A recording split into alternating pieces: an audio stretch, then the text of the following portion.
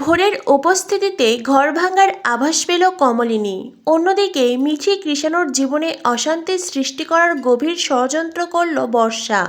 বন্ধুরা, চিরসখা ধারাবাহিকের আজকের পর্বে দেখানো হয়েছে মিঠি কৃষাণু দুজনেই বিয়ের মণ্ডপে, দুজনেই বিয়ের পিঁড়িতে বসেছে।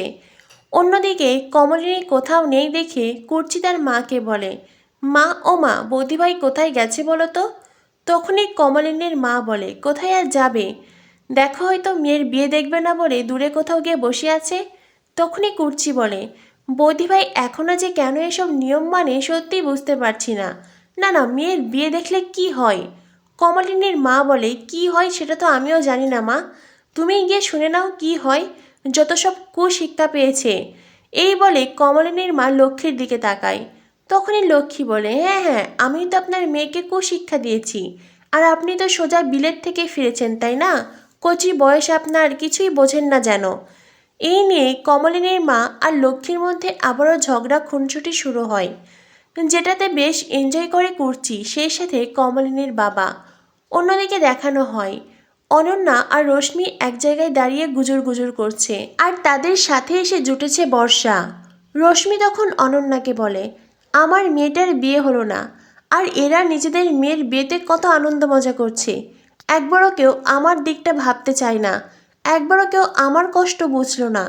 তখনই অনন্যা বলে, শোনো রশ্মি, তোমার মেয়ের বিয়েই যে হয়নি এমনটা তো নয়, আমারও তো ছেলের বিয়ে হয়নি, বরং আমার ছেলে তো তার বিয়ের দিনে এই দুনিয়া ছেড়েই চলে গেছে, অথচ নতুন দেখো মিঠির বিয়ের সম্প্রদান করছে। কেন, নতুন ছাড়া কেউ অন্য কেউ ছিল না? মিঠির তো দাদা ছিল, আর মিঠির দাদুও আছে, প্রসূনও আছে, কেউ না কেউ ঠিকই তো বিয়ের দায়িত্ব পালন করতে পারত।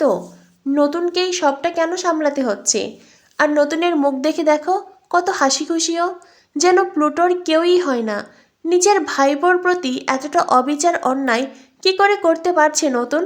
তখনই রশ্মি বলে, এই বিয়েতে থাকার আমার তো কোনো ইচ্ছে ছিল না।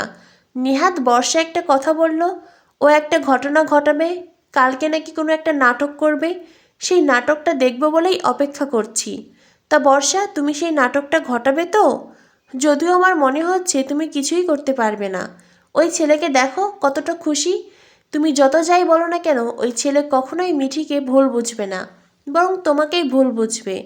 তখনই বর্ষা বলে, আহ, বললেই হলো নাকি, সবাই মিলে ছেলেটাকে টুপি পরাচ্ছে, আর আমি আসল সত্যি সামনে আনবো না?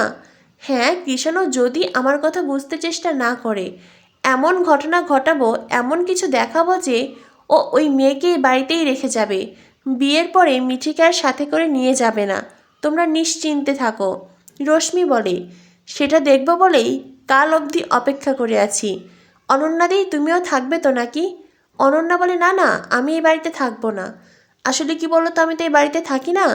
তেমন হলে কন্যা বিদায়ের আগে আবার চলে আসব, কিন্তু রাতে এখানে থাকতে পারবো না, একটু পরে আমি এখান থেকে বেরিয়ে যাব। বর্ষা বলে, যাই করো না কেন, এখন তোমরা এমন আলাদা দূরে দাঁড়িয়ে কথা বলো না, বুঝলে? যাও যাও, বিয়ের ওদিকটাই এগিয়ে যাও। তোমরা যদি এখন আলাদা এখানে কথা বলো তো সবাই ভাববে তোমরা নিশ্চয়ই কোনো ষড়যন্ত্র করছো, আর আমাকে এখানে কথা বলতে দেখলে আমার নামও চলে আসবে। তাই আমার কথা শোনো, ওদিকটাই যাও, ফাঁকা দুটো চেয়ার পেলে টুক করে বসে পড়বে, তবে কেউ আর কোনো সন্দেহ করবে না, নইলে দেখবে পরের দিন যা কিছু হবে তোমাদেরকেই দায়ী করবে। রশ্মি বলে, অনন্যাদি, আমার মনে হয় বর্ষা ঠিক কথাই বলছে, চলো ওদিকটাই যাই। অনন্যা বলে, ঠিক আছে চলো। এরপরে তারা দুজনে বিয়ের মণ্ডপে চেয়ারে বসে পড়ে। অন্যদিকে বর্ষা মণ্ডপের দিকে এগিয়ে যায়। এদিকে নতুন কাকু যখন কন্যা সম্প্রদান করছিল, সেই মুহূর্তে ভোর একদম হেলে হেলে নতুন কাকুর কাঁধ দিয়ে দেখছিল বিয়ের নিয়ম কানুন।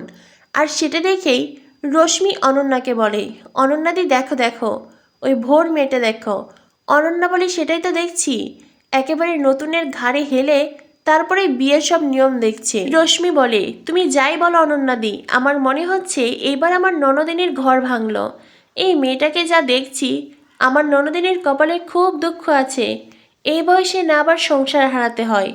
তখনই অনন্যা বলে, আমারও তো সেটাই মনে হচ্ছে, এই মেয়ে তো সহজে তোমার ননদিনীর ঘাট থেকে নামছে না।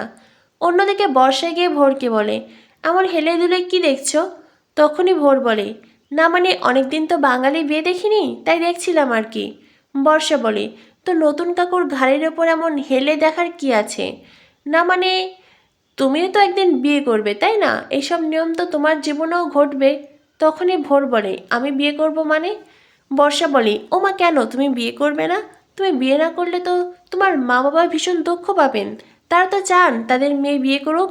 তখনই ভোর বলে, সেটা পরে দেখব, এখন আমি বিয়ের ব্যাপারে কিছু ভাবছি না। বর্ষা বলে, কেন? কেউ কি কোনো ব্যথা দিয়েছে নাকি? ভোর বলে, মানে? বর্ষা বলে, না মানে তোমার কি কাউকে মনে ধরেছে? আমাকে বলতে পারো। ভোর বলে, শোনো, তোমার সাথে এখন আমার এত ভালো সম্পর্ক গড়ে ওঠেনি যে তোমাকে এইসব কথা বলবো। যদি কখনো ভালো সম্পর্ক গড়ে ওঠে তখন শুনবে। এখন যাও তো, আমাকে বিয়েটা দেখতে দাও। বর্ষা বলে, তা ঠিক আছে, দেখতে পারো, কিন্তু যেভাবে নতুন কাকুর ঘাড়ে হেলে বিয়েটা দেখছো তাতে করে তো মনে হচ্ছে। তখনই ভোর বলে, কি মনে হচ্ছে? বর্ষা বলে, না মানে তুমি এইভাবে নতুন কাকুর গায়ে গা ঘেঁষে দাঁড়িয়ে আছো, এটা কিন্তু অনেকের পছন্দ হচ্ছে না। আমার শাশুড়ি মা তো সেদিন খুব রেগে গিয়েছিলেন, ওই যে যেদিন তোমরা নাচ গান করলে সেই দিন। আর দেখছো না, এখন এই বিয়ের মণ্ডপে আশেপাশে কোথাও আমার শাশুড়ি মা নেই। ভালোভাবে কিন্তু নিচ্ছে না তোমায়, তাই বলছি একটু দূরে দূরে দাঁড়িয়ে থাকো, বুঝলে? একেবারে নতুন কাকুর গা ঘেঁষে দাঁড়ানোর কোনো দরকার নেই। এটা শুনে ভোর খানিকটা চিন্তিত হয়। অন্যদিকে বর্ষা কথাটা বলে ওখান থেকে চলে যায়। এদিকে কুর্চি কমলিনীকে খুঁজতে খুঁজতে কমলিনীর কাছে চলে আসে। কুর্চি কমলিনীকে বলে, বৌদি ভাই, ও বৌদি ভাই, এখানে কি করছো তুমি? কমলিনী বলে, ওই আর কি, মেয়ের বিয়ে দেখতে হয় না তো, সেজন্যই বসে আছি। তখনই কুর্চি বলে, কে বলেছে বৌদি ভাই মেয়ের বিয়ে দেখতে হয় না? তোমার মেয়েকে তুমি এত কষ্টে বুকে ধরে আগলে বড় করেছো, তাকে ভালোবাসা দিয়েছো, স্নেহ দিয়েছো, আর সেই মেয়ের বিয়ে দেখলে তার ক্ষতি হবে? এটা কে বলেছে? হ্যাঁ, তোমার মেয়ের ভালোর কথা তুমি ছাড়া আর কে বা চিন্তা করে বলো তো? তুমি তো এই পৃথিবীতে তোমার মেয়ের সবচেয়ে বেশি ভালো চাও, তাই না? কমলিনী বলে, তবুও এখানে আমার ভালো লাগছে। কুর্চি বলে, কি হয়েছে বলো তো বৌদি ভাই? কদিন ধরেই দেখছি তোমার মুড অফ, আবার কখনো কখনো তুমি নতুনদার সাথে ঝগড়াও করছো। কমলিনী বলে, এমা না না, তা নয়, আমাদের মাঝে কোনো ঝামেলা নেই। কুর্চি বলে, দেখো বৌদি ভাই, আমার চোখকে তুমি ফাঁকি দিতে পারবে না, কি হয়েছে বলো। কমলিনী বলে, সেই তো, তোমার চোখকে তা তো সহজে ফাঁকি দেওয়া যায় না। আমার মনে হচ্ছে আমার সংসারটা ভাঙবে। এটা শুনে কুর্চি বলে, বৌদি ভাই কি বলছো? তুমি কি কোনো কারণে নতুন তাকে ভুল বুঝেছ?